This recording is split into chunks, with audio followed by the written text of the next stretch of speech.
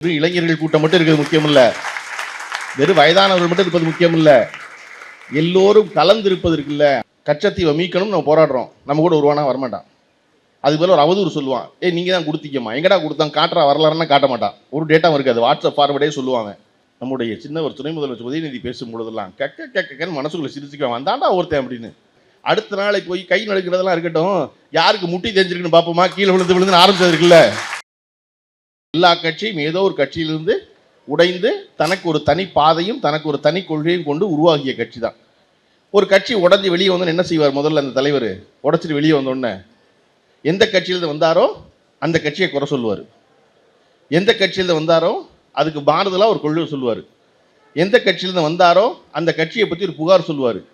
உலகத்தில் திராவிட முன்னேற்ற கழகம் மட்டும்தான் திராவிடர் கழகத்தை உடைச்சிட்டு வெளியே வந்து எந்த கட்சியிலிருந்து வந்தோமோ அந்த கட்சியை குறை சொல்லாமல், எந்த கட்சியிலிருந்து வந்தோமோ அந்த கட்சியினுடைய தலைவரையே தன் கட்சிக்கு தலைவராக சொல்லி, எனக்கெல்லாம் படிக்கும்போது ஆச்சரியமாக இருக்கும். என்ன அப்படின்னா, திகாவில் பெரியார் இருந்தார் தலைவராக, அவர் கூடவே இருந்த அண்ணா திகாவை விட்டு வெளியே வந்து திமுக ஆரம்பிச்சார். ஆரம்பித்தவர் ஏதாவது குறை சொல்லணும்ல, பெரியாரை குறை சொல்லவே இல்லை. வேறு புது கொள்கை சொல்லணும்ல, புது கொள்கை சொல்லலை. இது இரட்டை குழல் துப்பாக்கி, திகாவும் திமுகவும் ஒரே மாதிரி வேலை செய்யுங்கிறாரு. சரி, வெளியே வந்தாச்சு, அவரை குறை சொல்லலை, ஒரே கொள்கை அப்படின்னா தலைவராக ஒருத்தர் இவர் இருக்கணும்ல. இல்லை, தலைவர் எனக்கு எப்பொழுதுமே பெரியார் தான், நான் கண்டதும் பெரியாரே கொண்டதும் பெரியாரே, அப்படி தலைவர்னு ஒருத்தரே கிடையாது. அப்போ எதுக்குப்பா கட்சி ஆரம்பிச்சிங்க? ஒரு கேள்வி வரணும்ல. நம்ம இன்னைக்கு முப்பெரும் விழா கொண்டாடுறோம். முப்பெரும் விழா எதுக்குன்னா, பெரியாரோடு முரண்பட்ட அண்ணா ஆரம்பித்த ஒரு கட்சி, இது மூணையும் ஒன்று சேர்த்து கொண்டாடுறோம். இது வரலாறு மிகப்பெரிய சுவாரஸ்யம் என்பது என்ன அப்படின்னா, எந்த பெரியாரோடு அண்ணா முரண்பட்டாரோ அந்த பெரியாரோடு எந்த போராட்டத்திலும் அண்ணா முரண்படவே இல்லை. ஒரு கட்சி போராட்டம் இருந்துச்சு, நம்ம போராட்டம் இருக்கிறோம், திமுக போராட்டம் இருக்கிறோம், அது ரொம்ப நியாயமான போராட்டமாக இருக்கும். ஆனால் நம்மளை எதிர்க்கிறவன் என்ன செய்வான்? அந்த போராட்டத்துக்கு வரமாட்டான். அவன் இந்த போராட்டத்துக்கு கூட வருவானா? வரமாட்டான். கச்சத்தீவை மீட்கணும் நம்ம போராடுறோம், நம்ம கூட வருவானா? வரமாட்டான். அது போல ஒரு அவதூறு சொல்லுவான், நீங்கள் தான் கொடுத்தீங்கம்மா, எங்கடா கொடுத்தாங்க காட்டுறா, வரலாறுன்னா காட்ட மாட்டான். ஒரு டேட்டா இருக்காது, வாட்ஸ்அப் ஃபார்வர்டே சொல்லுவாங்க. நம்ம கூட வருவானா? வரமாட்டான். அது மக்களுக்கு நலன், அதை திமுக செய்கிறது. உடன் வந்து நிற்பானா? நிற்க மாட்டான். ஏன்னா திமுக பேர் வாங்கிடும் பயப்படுவான். ஆனால் அண்ணா அவர்கள் திராவிடர் கழகத்தை தலைவராக இருக்கிற பெரியார் என்னவெல்லாம் போராட்டம் அறிவிச்சாரோ அந்த போராட்டத்துக்கு பூரா அண்ணா கூட போய் நின்னாரு. பெரியார் சொல்வதை நாங்கள் ஆதரிக்கிறோம். குலக்கல்வி திட்டத்தை எதிர்க்கிறார் பெரியார். குலக்கல்வி திட்டத்தை பெரியாரை விடவும் தீவிரமாக எதிர்க்கிறார் அண்ணா. ரெண்டு பேரும் சந்திச்சிக்கவே இல்லை, வெளியே வந்தாச்சு. பெரியார் திட்டு கொஞ்சம் நஞ்சம் இல்லை, அந்த திட்டுறாரு திராவிட முன்னேற்ற கழகத்து தம்பிகளை, அண்ணாவை அவ்வளோ பேரையும். பெரியார் எல்லாத்தையும் எதை செஞ்சாலும் எக்ஸ்ட்ரீம் தான் செய்வார், எதுவுமே நிதானமே இருக்காது. எதிர்க்கிறே முடிவு பண்ணார்னா முழு எதிர்ப்பு தான், ஆதரிக்கிறே முடிவு பண்ணார்னா முழு ஆதரிக்கிறது தான். ஏன்னா பெரியார் முதல்ல இருந்தது காங்கிரஸ் கட்சியில் கள்ளு குடிக்கக்கூடாதுன்னு சொல்லி காந்தி சொல்லி கள்ளுக்கடை மறியல் போராட்டம் அறிவிச்சா போய் கள்ளுக்கடை மறியல் தான் அறிவிக்கணும், அதுக்கு தானே போராடணும். பெரியார் ஒருத்தர் தான் இந்தியாவிலேயே காந்தியின் தொண்டர்களில் தான் சொந்தமாக வச்சிருந்த 5000 தென்னை மரத்தை வெட்டின ஒரே ஒரு ஆள் பெரியார் மட்டும்தான் வெட்டினார். ஏன்னா தென்னை மரம் இருந்தால் கல் இறக்குவார், அதனால வேண்டாம். அவர் மரம் காந்தி பெரியாரை பார்த்து பயந்த இடம் அந்த இடம் தான். என்னடா ஒருத்தன் கள்ளுக்கடை மறியல் அறிவிச்சோம்னா போய் சொந்த மரத்தை வெட்டுவான் ஒருத்தன், இவ்வளோ தீவிரமாக இருக்கானே, அவனை கொஞ்சம் கண்ட்ரோல் பண்ணுங்கப்பான்னு காந்தி சொல்ல ஆரம்பிச்சது பெரியார் அந்த இடத்துல தான். அப்படி எல்லாத்துலேயும் தீவிரமாக இருந்தார். அப்படி தீவிரமாக திமுகவை திட்டினார் அவர். ஆனால் அது எதை பற்றி மனதில் வைத்துக் கொள்ளாமல் அதே போராட்டம் அந்த தலைவரோடு சேர்ந்து அதே ஜெயிலுக்கு போகிறார்.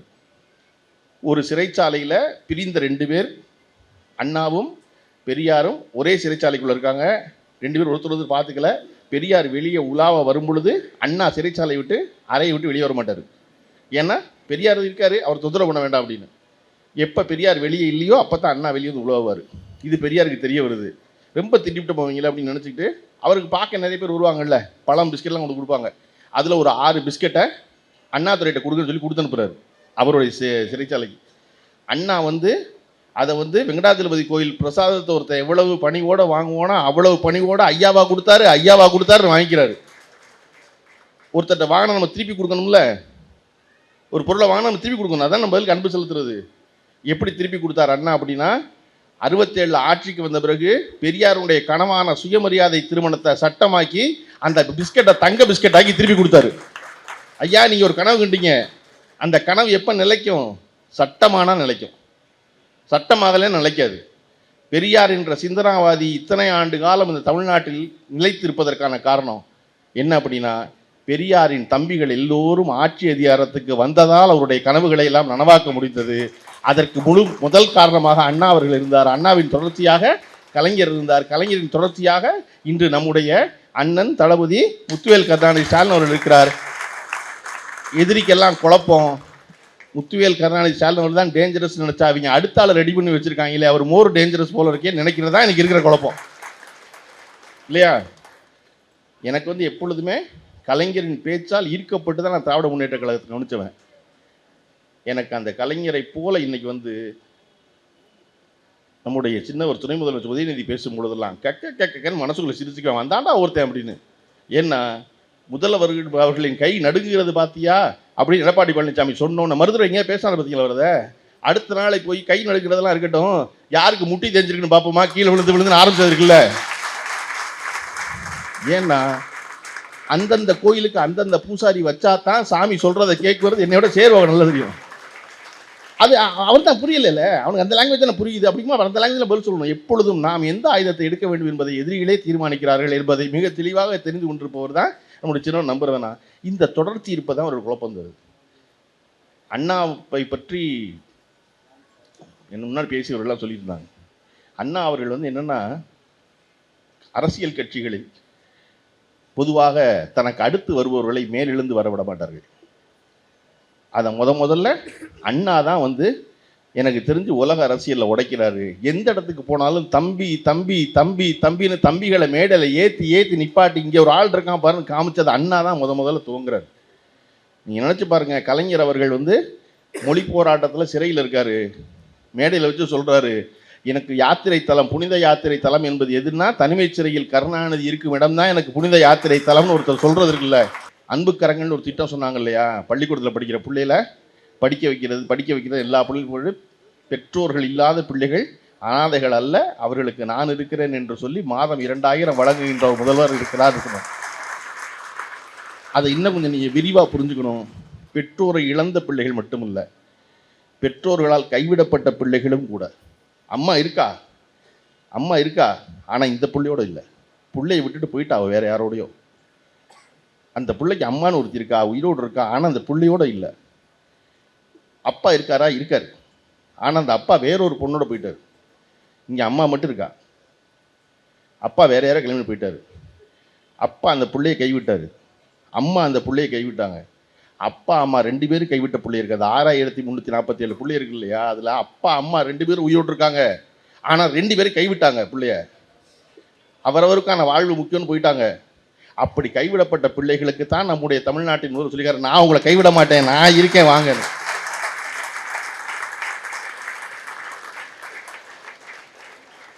இந்த திட்டம் துவங்கப்பட்ட பொழுது அறிந்தோ அறியாமலோ ஒரு பள்ளி தலைமை ஆசிரியரோடு நான் பயணப்பட்டு இருந்தேன். ஒரு இயக்கம் எவ்வளவு வேலை செய்யும் ஒரு திட்டத்துக்கு அப்படின்னு பார்த்தா, அந்த 4 நாள் நான் பார்த்தேன். 4 நாள் அதிகாரிகளும் அத்தனை பேரும் சேர்ந்து அந்த பிள்ளைகளை தேர்ந்தெடுத்து கொண்டு வந்து நிப்பாட்டதுக்குள்ள இப்போ மறுபடியும் புதுசாக விண்ணப்பங்கள் வந்திருக்கு. இத்தனை பேரையும் நான் பார்த்து கொள்வேன்னு நம்பிக்கை தர்ற ஒரு முதலமைச்சர் இருக்கும் பொழுது அந்த முதலமைச்சர் தானே மீண்டும் மீண்டும் தொடர வேண்டும் இந்த நாட்டில். இது வந்து தேர்தல் வாக்குறுதியில் சொன்னதில்லை, சொல்லாதது.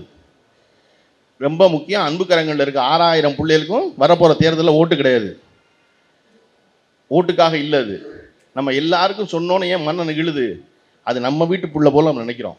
அப்படி ஒரு புள்ள ஆதரவற்று இருக்கே, நான் ஒரு தனியாள் 6000 பிள்ளையை காப்பாற்ற முடியாது, ஆனால் ஒரு அரசு நினைச்சா 6000 பிள்ளையை காப்பாற்ற முடியும். அப்படி ஒரு எண்ணத்தில் இருப்பதால் தான் இந்த ஆட்சி தொடர வேண்டும் என்று என்னை போல, கவிதா ஜவஹரை போல, விவேகாவை போல இருப்பவர்களெல்லாம் நினைக்கிறவங்களை போல எல்லாரும். இதை தொடர்ச்சியாக இந்த முதலமைச்சர்களிடம் எனக்கு மிக பிடித்தது என்ன அப்படின்னா, ஒவ்வொரு நாளும் மீண்டும் திரும்பி கொண்டிருக்கும் ஒரு இளமை எனக்கு ரொம்ப பிடிச்சிருக்கு. 5 வருஷம் முன்னாடி இருந்தவர் இல்லை, இன்னைக்கு அதை விட இளமையாக, அதை விட உற்சாகமாக பேண்ட் போட்டு அவ்வளோ விறுவிறுப்பாக இருக்கார். அதை விட பிடிச்சது அவருடைய மனிதநேயம். இன்னைக்கு வந்து போய் ஒரு செய்தி பார்த்துருப்பீங்க எல்லாரும், பாரதிய ஜனதா கட்சியினுடைய இருக்கிற திரு ஹண்டே அவர்கள், மருத்துவர் ஹண்டே, அவர் அதிமுகவில் இருந்தவர், அமைச்சராக இருந்தவர் எம்ஜிஆருடைய அமைச்சரவையில். அவர் ஒரு கடிதம் எழுதுறாரு, இந்த திராவிட மாடல் அரசு மிக சிறப்பாக செயல்படுகிறது. பெரிய மனுஷனுக்கு தெரியுமில்ல, பொய் சொல்ல மாட்டார்கள், அவசியம் இல்லைல்ல ஹண்டேக்கு இனிமே அப்படிங்கும் போது திராவிட மாடல் அரசு மிகச் சிறப்பாக செயல்படுகிற ஒரு கடிதம் எழுதுறாரு. கடிதம் எழுதினோட நம்முடைய முதல்வர் ஒரு மூத்தவர் கண்டே 95 வயதை கடந்த ஒருத்தர் அவர் நம்மளை பாராட்டுறாருனோ அவர் வீட்டுக்கு போய் நன்றி சொல்ற அந்த பண்பு இருக்குல்ல, அதுதான் அவருடைய மிகச்சிறந்த பண்பு நினைக்கிறேன். நான் ஒவ்வொருத்தர் பேரா குறிப்பிட விரும்பல. இந்த 4 வருஷத்துல நம்முடைய தலைவர் அவர்கள் போய் பார்த்த நபர்கள் இருக்காங்கல்ல, அவர்கள் எல்லோரும் அவரை பழித்தவர்கள். அவர் அதை ஒன்றை கூட மனசில் வச்சுக்காம அதெல்லாம் அப்படித்தான் இருப்பாங்க, அதெல்லாம் ஒன்றும் கிடையாது, போயிட்டு போகிறாங்க அப்படின்னு நினைக்கிற அந்த பண்பு ரொம்ப சிறந்த பண்பு. அது எங்கேருந்து வந்த பண்பு தெரியுமா? பெரியார்கிட்ட வந்த பண்பு. பெரியார் தனக்கு எதிர்கருத்து பேசிய ஜெயகாந்தனை பேச அனுமதிக்கிறாரு. ஜெயகாந்தன் ரொம்ப சந்தோஷமாயிடுறாரு, பதில் பேசுகிறாரு. போனதுக்கப்புறம் ஜெயகாந்தன் எழுதுறாரு, 27 வயது இளைஞனான என்னை ஐயா வாங்க என்று மரியாதையோடு அழைத்து என் கருத்துக்கு காது கொடுத்து அனுப்பிய அவரை பார்த்தபோது ஒரு ஆன்மீக பெரியவரை பார்த்ததை போல் உணர்ந்தேன்கிறார் ஜெயகாந்தன் பெரியார. அந்த பெரியார் சொல்ற முக்கியமான செய்தி என்ன? கடவுளை மறன்னு சொன்னதா? இல்லை. அடுத்த வரி மனிதனை நினைன்னு. கடவுளை மற மனிதனை நினைன்னு. அப்படி இந்த மனிதனை நினை என்பதை தொடர்ச்சியாக தன் வாழ்க்கையின் செய்தியாக நம்முடைய முதல்வர்கள் சொல்லிக்கொண்டே இருக்கிறார் அவருடைய ஒவ்வொரு செயல்பாட்டின் மூலமாக. இந்த நிகழ்ச்சி பெரும் மகிழ்ச்சி அளிப்பதற்கான இன்னொரு முக்கியமான காரணம், இளைஞர்கள் பெருவாரியாக இந்த நிகழ்ச்சிக்கு வந்திருக்கிறது. ஒரு நிகழ்ச்சி எப்படி இருக்கணும் அப்படின்னா, மறுக்குழுது வச்சிருந்த அக்கா எப்படி முக்கியமோ, வயசானவங்க இருக்கிறது எப்படி முக்கியமோ, அப்படி இளைஞர்கள் இருப்பது முக்கியம். எல்லாரும் கலந்து இருப்பது ஒரு அரங்கத்தில் முக்கியம். வெறும் இளைஞர்கள் கூட்டம் மட்டும் இருக்கிறது முக்கியம் இல்லை, வெறும் வயதானவர்கள் மட்டும் இருப்பது முக்கியம் இல்லை, எல்லோரும் கலந்து இருப்பது இருக்குல்ல, அது ரொம்ப முக்கியம். அப்படி ஒரு கலந்திருக்கிற அரங்கமாக இந்த அரங்கம் இருக்கிறது. திராவிடம் பற்றியும் திராவிடம் நமக்கு செய்த நன்மை பற்றியும் அதற்கு நாம் தெரிவிக்க நன்றி பற்றியும் தொடர்ச்சியாக நாம் பேசிக்கொண்டே இருக்கலாம். தொடர்ந்து பேசுவோம். ஏன்னா சேர்பாபண்ண மாதிரி ஆள் தொடர்ந்து கூட்டம் நடத்திக்கிட்டே இருக்க போகிறாங்க. எல்லா கூட்டத்தையும் தொடர்ந்து பேசுவோம். இந்த செய்தியை, இந்த உழைப்பை, இந்த மனிதத்தை எல்லோரிடம் பரப்புவோம். மீண்டும் 200 இடங்களை வென்று வரலாறு படைத்து நம்முடைய தலைவர் திரு முத்துவேல் கருணாநிதி ஸ்டாலின் அவர்களை மீண்டும் தலைமை பொறுப்பில் அமர்த்துவோம் என்று சொல்லி வாய்ப்பு கொடுத்த அனைவருக்கும் நன்றி சொல்லி விடைபெறுகிறேன். நன்றி, வணக்கம்.